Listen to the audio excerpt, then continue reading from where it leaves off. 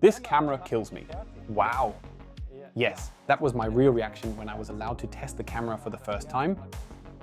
Panasonic gave me the S1R Mark II before it was released. You'll find out why I'm so freaked out about it in a minute. Here are a few impressions of what's possible with this thing. Can't stop overnight. Can't stop when your heart is on the line. Can't stop, no, we can't stop overnight. Can't stop when your heart is on the line. It's automatic. It's called the S1R, although in my eyes the R here doesn't stand for resolution, but rather for a revolution. The camera I was allowed to test on Madeira almost 6 years ago was the S1H. This thing has nothing to do with the S1 from before.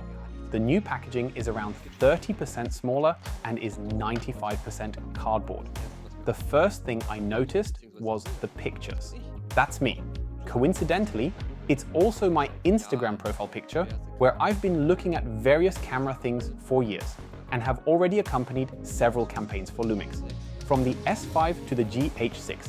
And before that, it all started with the S1H. That means that thousands of people unpack this camera when it comes out, and now my picture is simply on the most powerful Panasonic camera ever.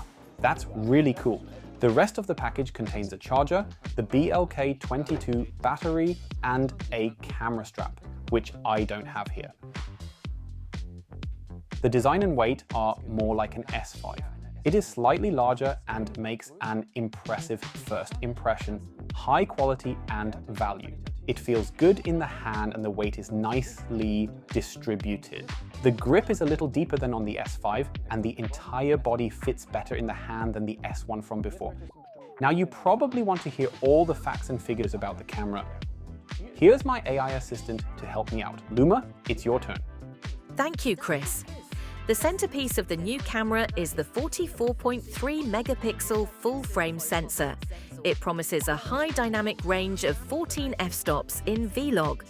It also incorporates the latest processor with L-squared technology. The result is high resolution and low noise. ISO from 80 to 51,200 is now the standard. If we look at the camera from the front, we can already see some new features. The custom button, the shutter protection, the tally lamp, and the REC button. From the side, it is noticeable that the connections can be closed individually. Microphone, headphones, USB-C, and HDMI Type A. The new photo-video switch can be seen on the left. Below it, the log button, above it, the hot shoe, and, of course, the new OLED viewfinder with 5.76 million pixels. The flip display is now very easy to open and is not blocked by cables during use. The new menu allows up to 5 customizable options. The memory card compartment offers space for an SD and a CF Express Type B card. As usual, the BLK22 is used as the battery. Back to you, Chris. So, what can the S1R Mark II do? The new 44 megapixel sensor enables incredible 8K at 30 frames per second. Panasonic has never done that before. Nowadays, 4K is the standard. That's the same ratio as when cameras were capable of 4K, but you still played Full HD on the screen. Of course, all the previous software features that Panasonic LUMIX has collected, recognized, and optimized over the last few years are integrated into this camera.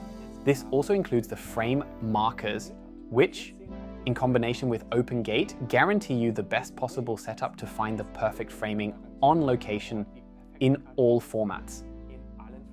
Currently, Open Gate is limited to just over 6K, but in 2025, there will be an update that will enable 8.1K Open Gate.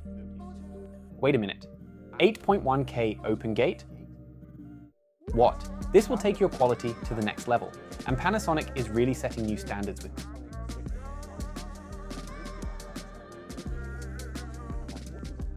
$8K stabilized and Open Gate. A future firmware update will enable RAW video on an external Atomos recorder and an external Blackmagic recorder. It is also possible to simultaneously record proxy files directly in the camera. The writing performance is so high that standard SD cards will not work here. Panasonic therefore uses CF Express cards, which have already been positively tested in the GH6 and GH7 and can write at over 1 GB per second. And this brings us to the next highlight of the camera, APPLE ProRes RAW internally. Yes, internal, not external. And the whole thing in 5.8K HQ. Of course, there are also the all-intra codecs. But that's not all the camera has to offer. I already celebrated it with the GH6, but that was MFT. Now we're talking about full frame, and how long have we been waiting for this? I think this was the feature I was most excited about, next to the 8K, 4K, 120 frames per second. Without crop? Well, almost without crop. But hey, 4K, 120 frames per second on full frame, almost cropless. How long have we been waiting for this? You jump minimally into the picture, but you don't have to think completely in new focal lengths. At last, thank you. Here's a sporty day of shooting with Jens in Hamburg, which captures the features I've just mentioned quite well.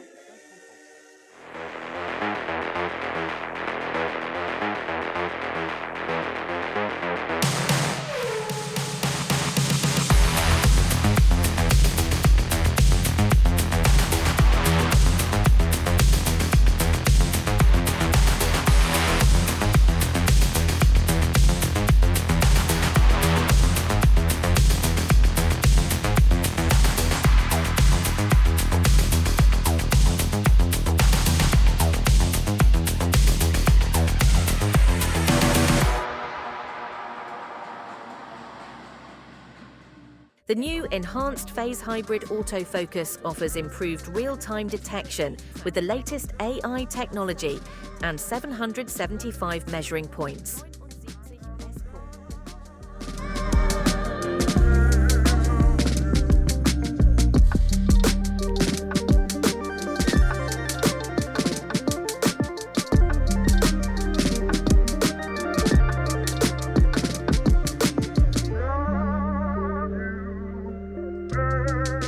Long exposures from the hand should work so well with the stabilizer that this is possible without any problems. I'll put that to the test. I set the camera to an exposure time of 1 second. The other parameters don't matter right now.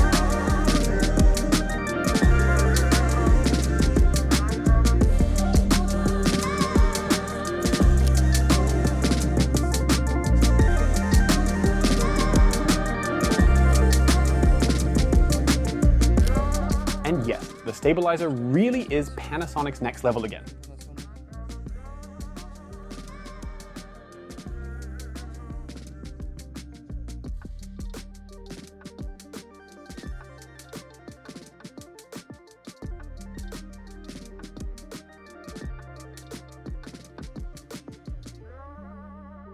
The high-resolution mode creates 8 consecutive images, while the sensor is shifted using the IBIS system and merges them into a single high-resolution image.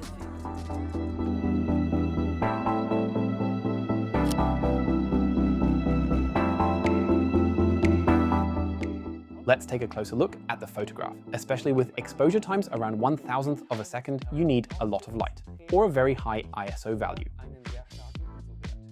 I'm currently at the Hansa paddle, taking a few shots with Stefan. I'm testing the 10 frames per second with the mechanical shutter, and the 40 frames per second with the electronic shutter.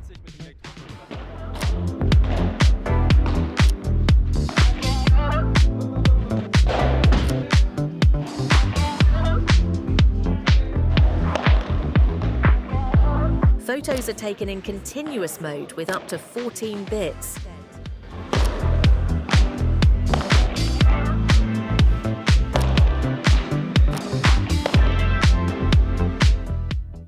Another new feature is that you can lower the shutter when you switch off the camera.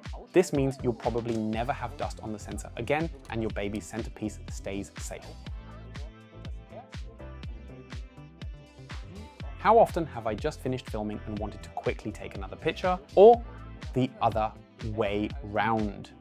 So I switch from video to photo, and I'm still in vlog picture style. The image is therefore completely underexposed and can almost be chucked in the bin, but that's not the point. A single click on the photo-video switch is now enough to make sure you're shooting in the right picture style.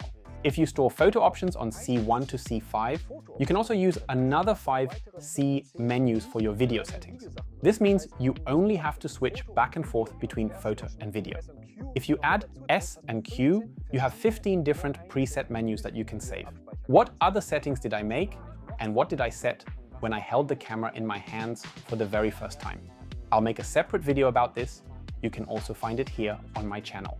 Now would be a great time to subscribe to me, wouldn't it? I'm making a hell of an effort here. Leave a subscription and don't miss anything on the channel. Before I talk about the software highlights, I'd like to explain one of the camera's technical innovations, the 32-bit float, via the DMW XLR II. If that doesn't mean anything to you, 32-bit is the raw of the audio range. This camera really is the ultimate piece of kit for content creators or hybrid filmmakers and photographers. I find one innovation in the software area particularly interesting, and that is the false colors. Unlike the histogram, waveform, or luma spot meter, this gives you completely different options for assessing the image. For those who are not familiar with false colors, the image is displayed in one color, and each brightness range has different colors. Black is usually blue, dark purple, and red is dead. And that's where false colors help better and faster than any other tool. For example, I put them on the customizable button on the S1R II. Just as the LUMIX Lab app was released with the LUMIX S9, Panasonic is releasing the LUMIX Flow app here. This was developed especially for filmmakers and offers you everything you need in pre-production, from scripts and planning to various steps. You can also use a mobile phone directly as a monitor and tick off the points you have worked out in the shot list yourself via the app. The hybrid zoom allowed me to zoom in up to 490 millimeters.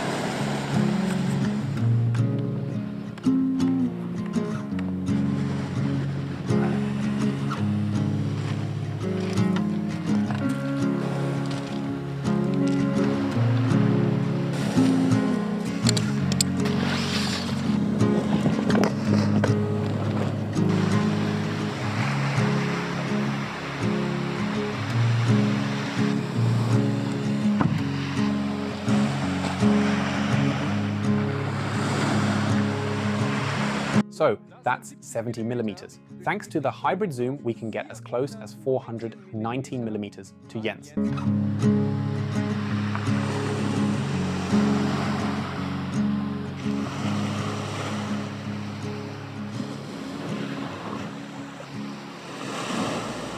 Another cool thing for the studio photographers among you, I rarely shoot in the studio myself, but tethering via Capture One is now possible and no longer a problem.